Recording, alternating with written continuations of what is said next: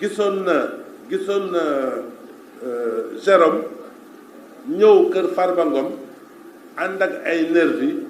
yore ay armes bi ñu defee loolu ñu def perquisition dem kër Farba Ngom loolu moo taxoon ñu dem kër Farba Ngom mais Jérôme mosul tudd Farba Ngom ci enquête bi te kooku ñu wax ne woo nañ ko ci enquête bi man gisuma ko fekkeewuma ko yëgaluñ ma ko bi ma jotee procès verbal de police bi laa koy doog a xam te biñ ko yóbboo kër Farba Ngom n'est-ce pas ci même jour bi boobu fekk man maa ngi dem Kaolack gàmmu Medina Baye bi ma escalé Diourbel ñu woo ma vers 23h30 ne ma dañ ko war a entendre à la police ma ne leen man nekkuma fi léegi nan la ñuy def ma ne ko bul répondre loolu moo tax question yi ñu ko posé ci perquisition bi ñu defoon kër Farba Ngom ak ci li njaag boobu déclaré n'est-ce pas tontuwul ci question yooyu donc sur ce point ñu ngi koy poursuivre pour trouble à l'ordre public mooy article 80 donc li may wax ci li ma jot a wax encore ci français mooy réew dafa am nu muy doxee boo nekkee kilifa ñu dénk la dara sa premier patron mooy loi mooy yoon da nga war a respecter yoon donte d'accord ci fii xam nañ ne Sénégal bi fi Macky Sall nekkee balaa muy dem la Assemblée nationale voté loi d'amnistie bi ñu voté loi d'amnistie ñu bëri bénéficier nañ ci génn kaso y compris suñu président ak suñu premier ministre léegi pourquoi tey ñu bëgg a wax naan dañuy ñëwaat ci li loi amnistie boobu couvrir mais loolu du attitude républicaine te gis nga loi boobu même tey suba ginnaaw suba buñ ko abrégé woon ne loi bi nekkatu fi mais loi bi produire na ay FM ba pare loi bi li mu waroon effacé na ko ba pare kenn mënu ci ñëwaat loolu c'est un principe fondamental du droit pénal droit de l'homme les lois bu ñëwee di favoriser la liberté parce que xam nga démocratie équilibre la entre liberté ak autorité mais équilibre bi dafa war a toujours favorable à la liberté donc loi bi puisque dafay favoriser liberté loi boobu en matière pénale kenn mënul ñëwaat ci effet yi nga xam ne produire na ko ba pare donc man comprendre ma n'est-ce pas ay borom xam-xam parce que dëkk bi quand même dëkk borom xam-xam la dëkk expert la n'est-ce pas ñu fàtte loi boobu di ko inculper pour trouble à l'ordre public bi nga xam ne c'est relatif à des faits qui datent peut-être de 2021 ou même d'avant la loi d'amnistie donc man loolu laa bëggoon wax ci wolof n'est-ce pas en attendant bu fekkente ne am na question yoo leen ma bëgg a laaj ma tontu.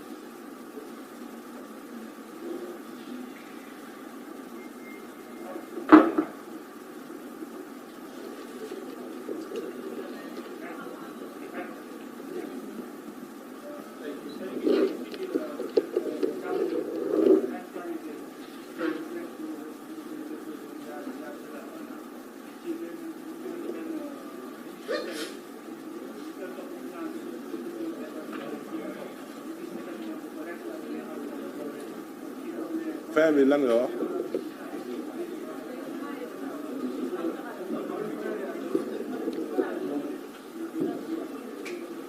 allez-y non je vous entends ci fin bi rek waaw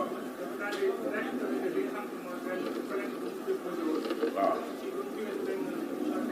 waaw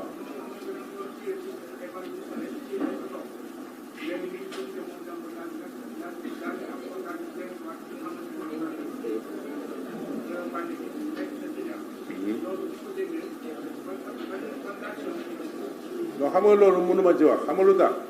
parce que man saisiruñu ma ci plainte boobu yëguma ko xawma ko mais li ma mën a wax mooy loi d'amnistie bi ñu voté fii Sénégal bi nga xam ne man personnellement d'accorduma ci bañ koy voté man d'accorduma ci loi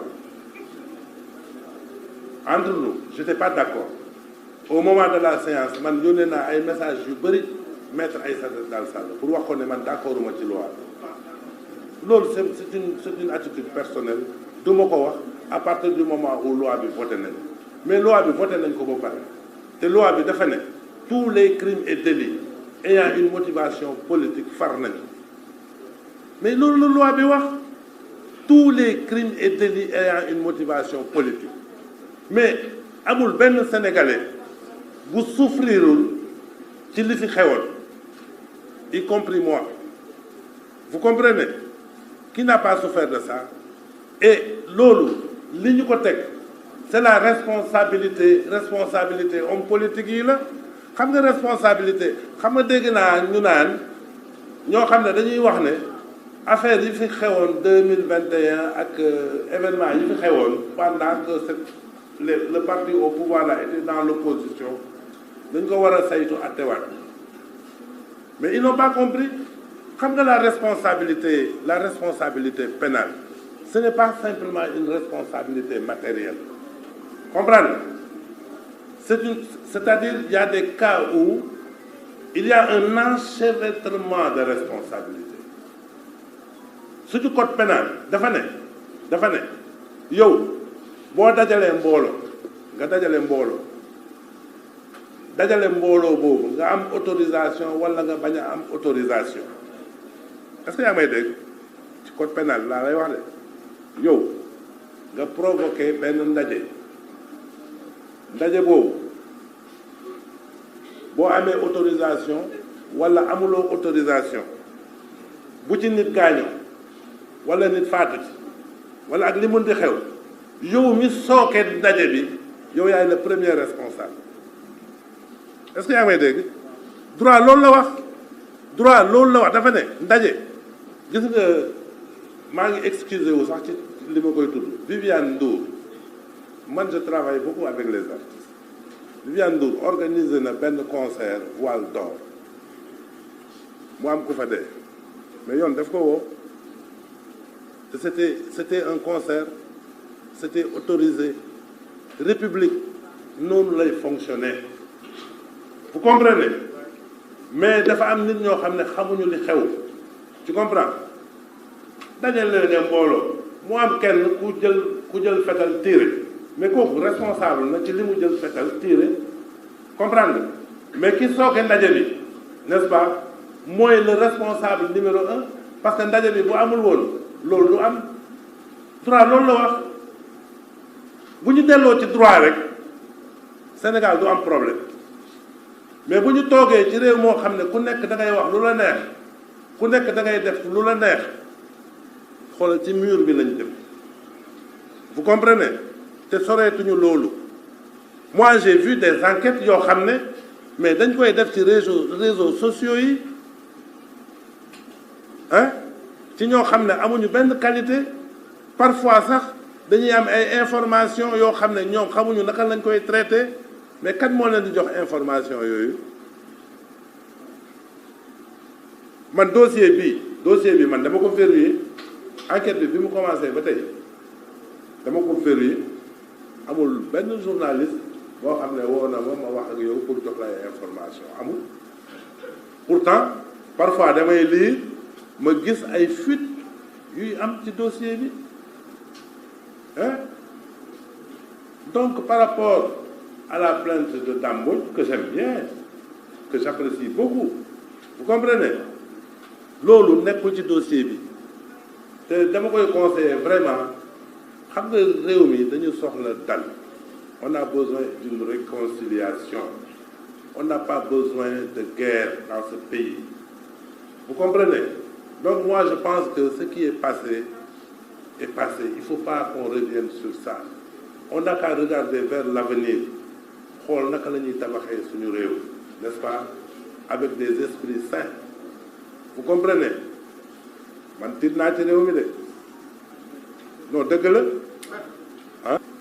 am na un niveau de responsabilité boo xam ne moom am na ko ki yore gourdin dóor nit am na niveau de responsabilité boo xam ne am na ko mais niveau de responsabilité bi gën a grave ci code pénal laa lay wax mooy ñi sooke ndaje bi mooy responsabilité morale loolu moo tax yow booy demander autorisation de marche wala autorisation de sitting ak lu mun di doon ñu demander les responsables mu signer tu comprends pour que demain bu fa dara xewee n'est-ce pas ñu engager sa responsabilité loolu mooy dëgg vous comprenez donc quand les gens disent que voilà on ne peut pas faire ça, on ne peut pas faire ça. Mais les politiques, c'est une minorité dans ce pays. C'est eux qui ont voté la loi d'amnistie. Ils l'ont votée. Elle a été publiée au journal officiel. Mais c'est terminé. Comment? Mais qu'ils votent pour se protéger eux-mêmes ou qu'ils votent pour autre chose, nous tous, nous avons laissé faire. C'est ça la vérité. Vous comprenez? Mais c'est ça la vérité. Loi d'amnistie, puis qu'il voté à l'Assemblée nationale. Qui en a bénéficié au maximum? Mais ce n'est pas une question que je vous pose, hein, que je me pose moi-même. Hein? Ce sont les hommes politiques qui en ont bénéficié au maximum, surtout l'opposition sénégalaise, n'est-ce pas? Même si une bonne partie de l'opposition a refusé de voter cette loi, mais elle a été votée. Elle a été votée. Et une république, tu ne peux pas voter une loi et passer à côté de la loi. Parce que c'est ça la vie. Dañu war a xoolante waxante dëgg bañ a naxante comprendre naxante mooy ñu voté loi bi ba pare ay nit toog fële naan waaw malgré la loi nañu régler li non tous les faits ayant une motivation politique ont été couverts par la loi loolu mooy dëgg waaw.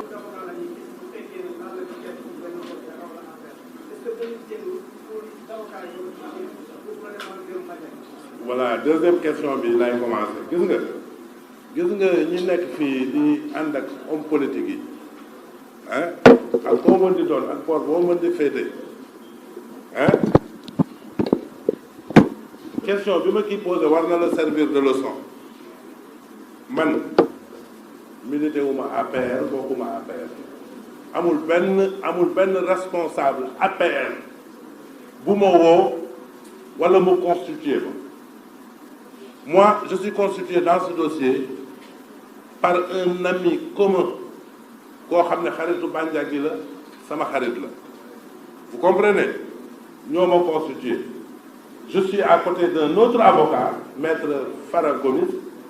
qui est l'avocat attitré de monsieur Jérôme Bandiaky vous comprenez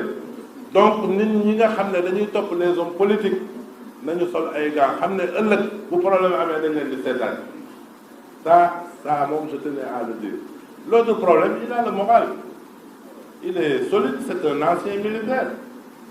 Man, su ma nekkoon les autorités de Jérôme dama koy jéem a récupérer xool naka laa koy intégré waatee ci les forces de défense et de sécurité parce que quand même c'est un bon élément ñoom sax xam nañ ko xamante gis nga moom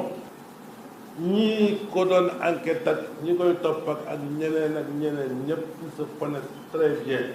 ils se fréquentaient ceux parmi eux qui voulaient bénéficier davantage chez le président Macky Sall ci moom lañ doon jaar àddina dafa tërali il y a beaucoup de gens qui voulaient rencontrer le président ou avoir des avantages mais ils faisaient de Jérôme Bandiaky leur ami. Mais maintenant que la boule a tourné, maintenant c'est l'élément à abattre, il est devenu l'ennemi de tout le monde. Loolu aussi franchement nit ñi war nañu ko xoolaat ku koo xam ne da ngay assurer la sécurité d'un président de la République même si c'est privé quelqu'un qui assure la sécurité d'un premier ministre même si c'est privé est-ce qu'il est surprenant que ñu ñëw sa kër fekk fa arme pour man c'est pas surprenant. Tu assures la sécurité du premier des Sénégalais et du deuxième ñu ñëw sa kër fekk fa arme ne la détention d'armes sans autorisation parce que amul benn délit boo xam ne du am élément intentionnel vous comprenez il y a des délits yoo xam ne c'est des délits matériels mais toujours n'est-ce pas bu ñu lay topp dañuy xool élément matériel élément moral élément légal élément moral mooy yow est-ce que yow sa intention moo doon commettre délit bu ñu lay toppee vous comprenez mais fii ñi fi yor arme sans autorisation bari na xam naa même fii ñu fi toog nii am na ñoo xam ne bu police débarqué woon seen kër te waxu leen dara mun nañ fa fekk arme wala loo xam ne naka sudul loolu moo tax ci république toujours dañuy protéger la liberté des citoyens vous voyez son domicile ne doit pas être violé son intimité ne doit pas être violée la police ne doit pas débarquer chez quelqu'un sans avoir constaté une infraction sans un mandat vous comprenez hein? Donc ce qui s'est passé avec Jérôme moi je trouve que c'est anormal dans un pays démocratique parce que la police pouvait le convoquer pour qu'il aille répondre parce qu'ils ont dit qu'ils l'ont amené pour des besoins d'enquête. Si on l'avait convoqué, il aurait répondu. La preuve, il n'a pas fui. Lorsque les policiers sont arrivés chez lui, moom moo dem joxe boppam te xeex amu fa de dégg naa sama benn xarit bu nekk ci benn télévision bu mag ne foofu kurpeñ yi tàkk nañ foofu. C'est faux. C'est faux, c'est dans le PV. Il s'est rendu sans résister mu ñu ko bind fii. C'est pas vrai. ak yi ñu wax yëpp du dëgg ma ne man fii ma toog nii bi ñu jàppee Jérôme ba léegi amul benn homme politique bu ma woo ne ma nii ak nee la koy jàppale man dama koy jàppale parce que sama xaritu xarit la te man xamoon naa ko avant mun naa wax sax sama xarit la parce que je le connaissais avant vous comprenez mais s'agissant des hommes politiques sama baat ci kaw amu ci kenn ku ko jàppale amul mais Macky Sall dafa am jotu Jérôme Bandiaky fi ñu toll nii Macky Sall mu nga fële États-Unis di régler ay quotas c'est-à-dire moo tax ma ne ñii ànd ak les hommes politiques nañu xam li ñuy def nañu xam fu ñuy yem parce que bu ñu amee problème n'est-ce pas mais je te donne un autre exemple mon confrère Cheikh Khoureyssi Ba dama la jox exemple la Cheikh Khoureyssi Ba nan la dajul ak compagnonnage am ak maître Ablaye Wade Cheikh Khoureyssi Ba ñaata yoon la dem prison parce que lui il était le directeur de publication du journal Le Sopi il était au PDS ñaata yoon mais quand le président Wade a pris le pouvoir lan la defal Cheikh Khoureyssi Ba hein moi-même moi j'ai défendu un leader politique comprendre nga ba ñu convoqué ma inculpé ma après hein tu sais le problème du Sénégal ce sont les hommes politiques du ñun de ce sont les hommes politiques parce que bu ñuy xeex ci seen intérêt dañuy def ay dégâts ci ñoo xam ne vraiment c'est des pauvres personnes tu vois peut-être qu'ils pensaient que avec leur proximité ils pouvaient s'en sortir vous voyez mais après quand il y a des problèmes duñ la toppatoo duñ la faale mais c'est ça la vérité dans ce pays j'ai pas lavé mon client à grande eau c'est pas exact je ne l'ai pas lavé j'ai dit des choses qui se sont passées sans dire qu'il est coupable ou qu'il n'est pas coupable tey waxuma loolu je ne l'ai pas lavé bu ma koy laver moi je ne plaide pas sur des plateaux de télévision su ma koy laver c'est devant le juge d'instruction que je vais le laver vous comprenez c'est là-bas que je vais le laver ou devant le tribunal mais ici il ne s'agit pas de le laver parce que c'est pas à l'opinion de faire la justice ça a toujours été mon combat vous comprenez parce que des gens disent oui la justice est rendue au nom du peuple sénégalais donc dafa am lu ñuy wax déedéet si ce n'était que ça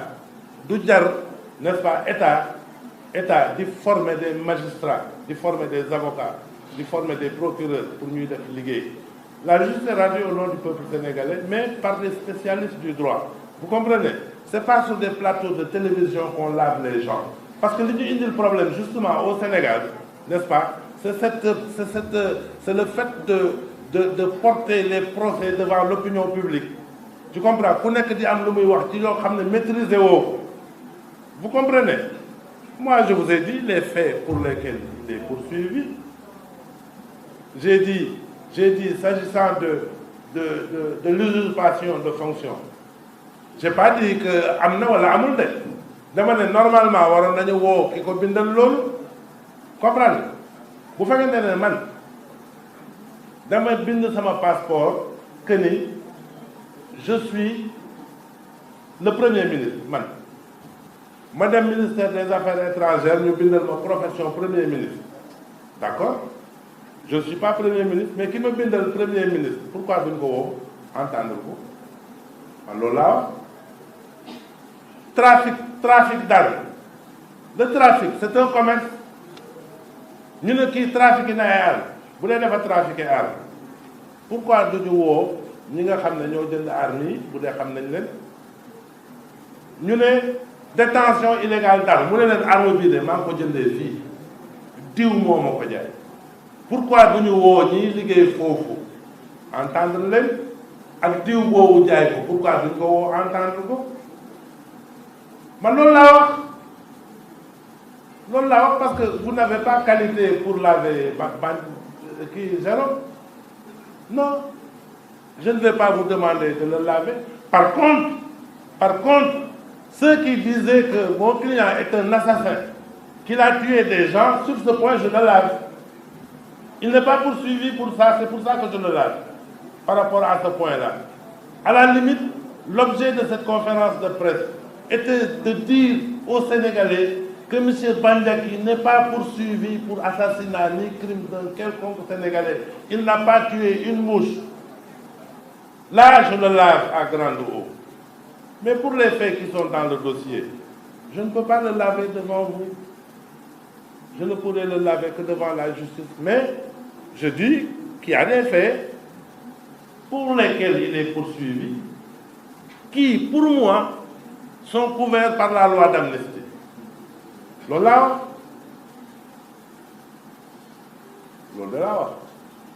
si c'est ça laver mon client je l'ai lavé avec de l'eau de Javel.